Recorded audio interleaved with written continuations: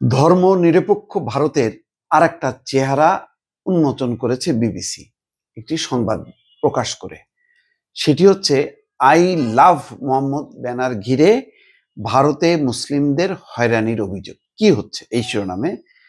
এখানে দেখেন যে উত্তরপ্রদেশের কানপুর শহরে ঈদে মিলাদুন্নবী পালনের সময় আই লাভ মোহাম্মদ ব্যানার লাগানো নিয়ে তৈরি হয়েছে বিতর্ক। এই ব্যানার লাগানোকে কেন্দ্র করে এফআইআর দায়ের করা হয়েছে। আবার তার বিরুদ্ধে উত্তরপ্রদেশ সহ বেশ কয়েকটা শহরে মুসলিমরা বিক্ষোভ দেখিয়েছে। বিভিন্ন শহরে কয়েকটি এফআইআর দায়ের করা হয়েছে এবং অনেকে গ্রেপ্তারও করা হয়েছে। চিন্তা করেন, উত্তরাখণ্ডের কাশীপুরে রবিবার আই লাভ মোহাম্মদ ব্যানার নিয়ে মিছিল করার সময় বিক্ষোভকারীদের সঙ্গে পুলিশের হাতাহাতি হয়েছে। এই ঘটনায় 8 জনকে গ্রেপ্তার করা হয়েছে। আই লাভ মোহাম্মদ বলতে পারবে না ঈদে মিলাদুন্নবী উপলক্ষে?